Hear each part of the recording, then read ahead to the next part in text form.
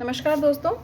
आज हम बात करेंगे एक बहुत कॉमन क्वेश्चन की कि आपका बच्चा आपको तभी देखता है जब आप पोएम्स गाते हैं या उसके फेवरेट कार्टून की आवाज़ निकालते हैं, या आप ABCD बोलते हैं, 1 2 3 बोलते हैं, कुछ वियर्ड साउंड्स निकालते हैं, तभी वो आपको देखता है। अदरवाइज जब आप उसका नाम बुलाते हैं तो वो आपको नहीं दिखता।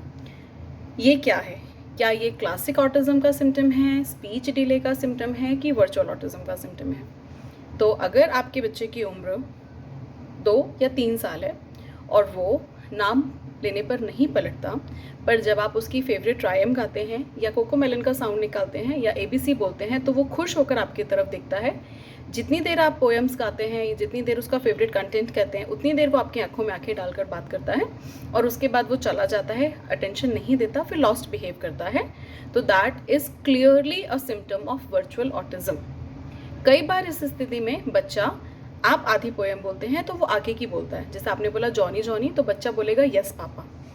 दैट मीन्स कि बच्चा उस वर्ल्ड में है, स्पीच है उसके पास, और वो ऑटिज्म मतलब स्क्रीन बिहेवियर पर बहुत ज़्यादा है। ठीक है। अब अगर बच्चा एक दो शब्द बोलता है और आपसे कोशिश करता है इशारों में कि आप कॉपी करें, इंटरैक्ट करें, तो again this is a sign of virtual autism. और बल्कि ये एक इंटरैक्टिव साइन है और अच्छा भी है जब हम ट्रीटमेंट की बात करते हैं कि बच्चा कुछ कहता है, फिर आप उसकी आंखों में आंखें डालकर वही चीज़ कंप्लीट करते हैं, और आप जब कुछ कहते हैं तो बच्चा उसको कंप्लीट करता है। तो मतलब बच्चा आपके साथ इंटरैक्ट होना चाहता है विथ वर्चुअल कंटेंट। तो दिस इज़ वेरी गुड कि आप उस चीज़ को यूज़ करके अपने बच्चे को वापस रिकलेक्ट कर सकते हैं। बट अगर बच्चा सिर्फ राइम्स पर रिस्पॉन्स करता है और अपने नाम पे रिस्पॉन्स नहीं करता, और आप उसका रिस्पॉन्स पाने के लिए खुश होकर राइम्स और अल्फ़ाबेट्स बोलते हैं और ये सोचते हैं कि बच्चा एक दिन आपको देखेगा, तो दैट इज़ रॉन्ग। क्योंकि जब तक आप सिर्फ अल्फ़ाबेट्स और नंबर्स को रिपीट करते रहेंगे, बच्चा वर्चुअल कंटेंट में रहेगा। आपकी आवाज़ सुनने के बाद उसके दिमाग में वो चैनल एक्टिवेट हो जाता है जो आपने गाया है, एंड वो अगले 24 से 48 आवर्स तक वर्चुअल वर्ल्ड में एंटर हो जाता है।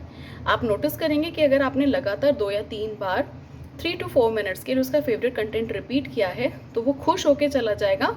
हो सकता है खाना आराम से खा ले और लॉस्ट रहेगा, अपनी ही दुनिया में बिजी रहेगा, क्योंकि उसके ब्रेन में वर्चुअल चैनल एक्टिवेट हो चुका है और वो आपके रियल वर्ल्ड से दूर है। राइट।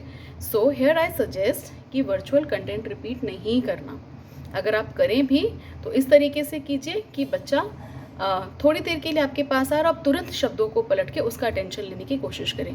फॉर एग्जाम्पल, लकड़ी की काठी आपने गाना शुरू किया, लकड़ी की काठी, काठी पे घोड़ा, अभी घोड़े की दुम पे मारा हथौड़ा। राइट। तो यहाँ मैं ऐसे करती हूँ, सपोज बच्चे का नाम है छोटू, लकड़ी की काठी, काठी पे छोटू, छोटू को पकड़ के भाग गया घोड़ा। तो यहाँ मैंने छोटू को इंटरैक्ट कर दिया। Right.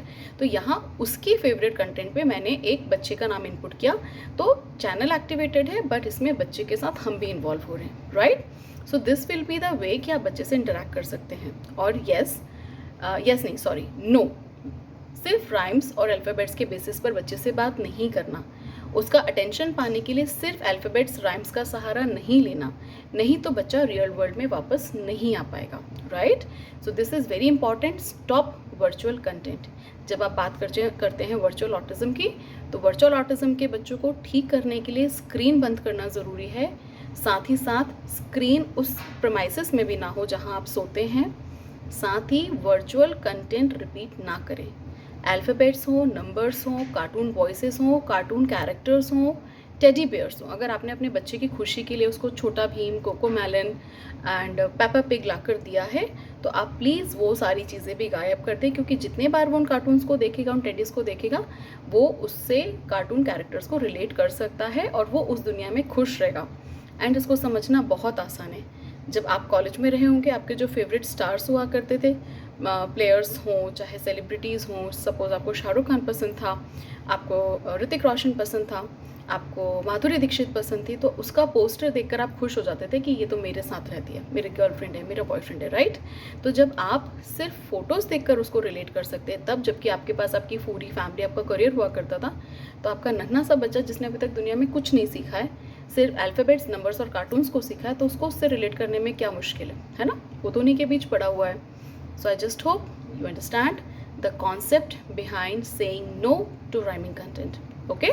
So stay safe, stay home. Happy parenting.